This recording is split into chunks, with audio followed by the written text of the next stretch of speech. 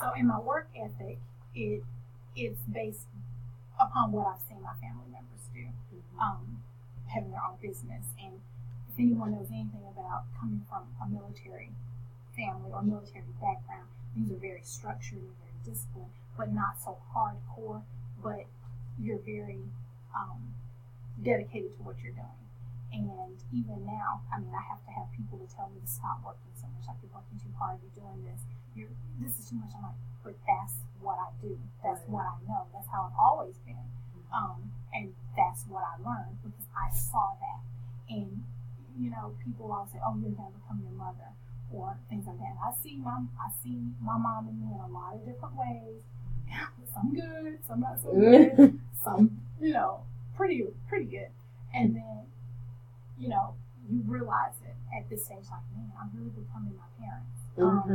And it's not just becoming your parents on how you raise children or, you know, certain things you do, but for me, it's the work ethic. I mean, my grandparents worked hard.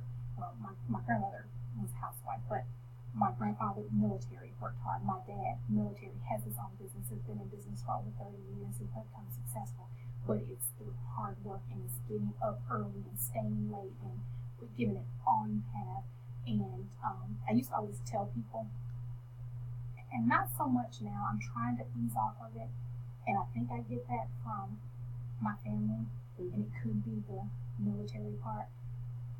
I'm a perfectionist for myself. But if you ask me what makes it perfect, I couldn't tell you.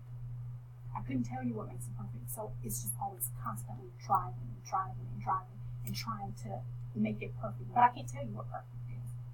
It's just you keep going and you keep going until you can't go anymore. So I think I saw that, but I didn't realize how much that was going to impact me because that's who I am now.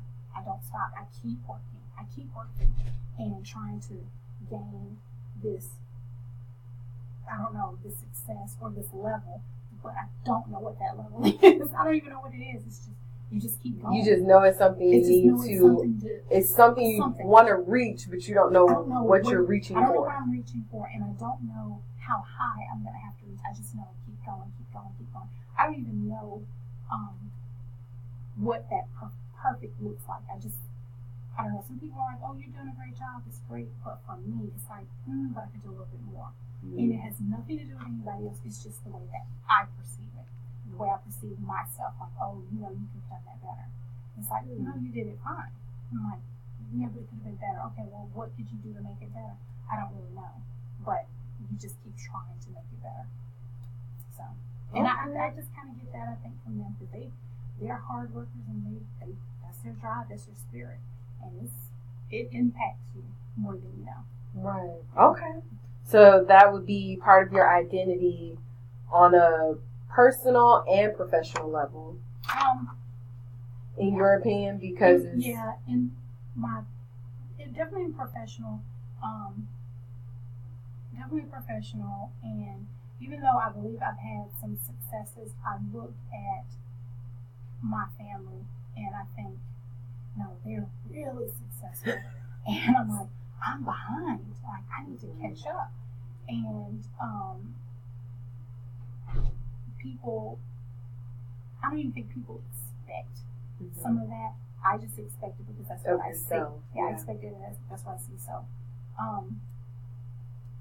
they've gotten, and maybe because I'm at the stage where I am in this midlife, it's in my mind, I'm like, okay, I'm 50, so I only got about 50 more years to do this. That's provided you live to be 100. But I'm like, I've only got a few more years to get this thing together, and so I can be where they are, that type of thing. Okay. So, in the middle age stage, like I said, I know it focuses on giving of self to family and community, but it also seems like there's a lot of self-evaluation that ties into, you know, your willingness or how you perceive what you should be doing as far as giving back to your family and your community. Yeah. I feel like if I was, you just kind of feel that you're looking back on your life like, okay, what did I do that could have made this different? Or or how did I get here? Mm-hmm. It's like, how did I get here? I look in the mirror and, physically you can see, people are, oh, you look great, whatever. But physically you see the change. You know what your body look like and how you got it. And then you literally look in the mirror like, wait a minute, it was just yesterday that it was this way. And actually it was 30 years ago. Or actually it was 20 years ago. When I go back and I think about before I started working here, the job that I was on, I worked there 14 years. And people are like, oh, that's a lifetime. And it really is when you think about working, but that was a job that I had after another job. It's where did the time go? Right. I didn't even realize that was 15 years ago. Like what? Or in this case, that was almost 18 years ago. Almost 18 years ago when I worked that first job. It's like I've been working and doing this for a while. And so you see it. You feel it, you see it. It's like, where did that person go? So you start going back, and I journal. So I've always kind of kept a journal. And when I go back, and little side story, every year on New Year's, I go back and read where I was and what my thought process was the year before, and how much has happened from here until here. Sometimes there's a change, sometimes there's none at all, and then you go back and you look way back. It's like, man, some of the same thoughts that you had then, you're still having them now. So you're kind of the same person, even though all of these things have happened along the different years. You're still kind of just a little bit more developed because you've had some life lessons. It's like you're here. It's the same type of thing you're doing. You're still thinking the same thing. You still want the same things. It's just a year later. And that's like interesting because it's a website that I use where I send myself a letter, but I write it in the future, and then I set the date when it's to send it to me. And so I'll definitely give it to you. I just received mine, and I was saying how I need to be in my house, stable in my relationship, stable in my job, and definitely working on my relationships with my external family. And funny enough, most of those things, they have happened or they're in the process of moving more in a positive direction. So that's awesome. Are there any other hobbies that you take part in? I do scrapbook, and for me, I'm kind of like the family go-to person, because I keep up with a lot of pictures. I like to design and decorate stuff like that. So scrapbooking to me is pretty, but I also like the history, like knowing, about my family, knowing about where we came from, who these people are. And when I say these people, I mean before me, because I was very fortunate to know my great grandparents on my mother's side, and that's a rarity. They lived until one lived until she was 100. The other one lived until he was 97. Oh, wow. And then one of my grandparents lived until he was in his 90s. And then, they have longevity. But I like to go back and okay, well, I knew my great grandparents, and I wish that I had been able to interview a little bit more about them before they passed away. So now you're kind of going back. So when I look at pictures and you have all these old photographs, I like to scrapbook them and kind of put them in order. And my family looks to me to share that, like, oh my gosh, you have that. And now we have the technology where you can get things redone and frame them really nice. And, and a lot of times those are my gifts to family members. Like, here's a picture of you when you were a little girl with my great grand, Right. So you can merge that and put it. So scrapbooking is fun, it's relaxing, but it's also keeping those memories alive. It keeps a connection for me. It keeps it alive. It keeps them there. So I enjoy doing that. That's kind of what I do. I like to travel, but as far as my spare time, if I can scrapbook, I'll take a weekend and just do scrapbooking. Wow. Yeah. Okay. Well, as far as being in this stage with your personality, do you think that more attributes have become more prevalent to you now than in the past?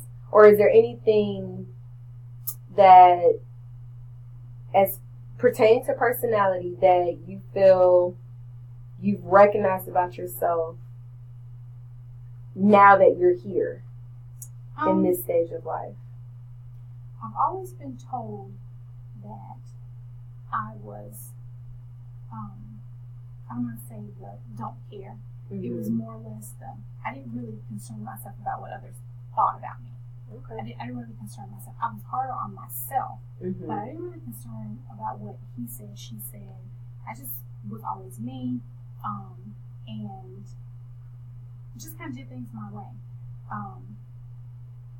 I don't want to make it seem like you told me something I didn't listen. I'm just doing my own thing. But it was more. I'm a little bit more guarded with that now. I seek out a little bit more, and I don't know if that may have more to do with age. Back maybe when I was in my 20s or even my early 30s, if I made a decision to do something, I just did it. Yeah.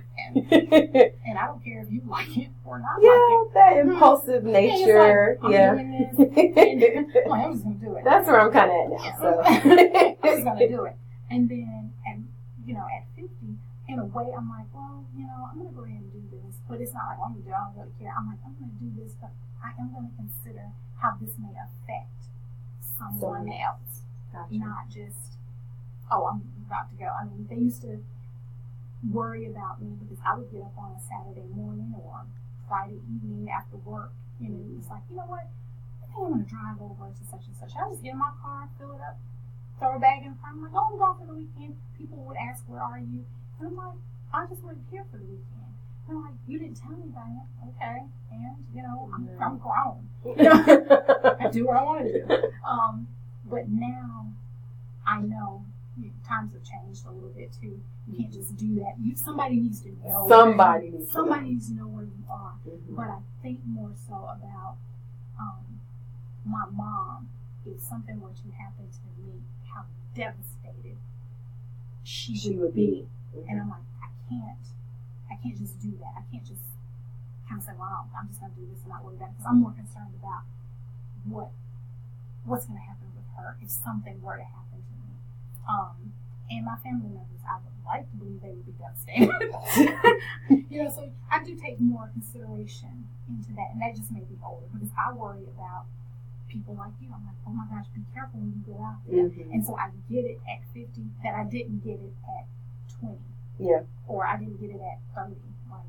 Because that's now me in my 20s, and my mom's like, you just, even with me buying a house, I didn't have her a part of that process because at that time I was living with her and we were butting heads about everything. Mm-hmm. So I was just like, I don't think she would even care to help me with this process, but she wanted to be there. Yeah. But in my mind, I didn't think she would care to do it. My mom was with me at my closing on my house. I built my house and I moved in at the age of, I was right at 30. Mm-hmm. Almost, have I turned 30?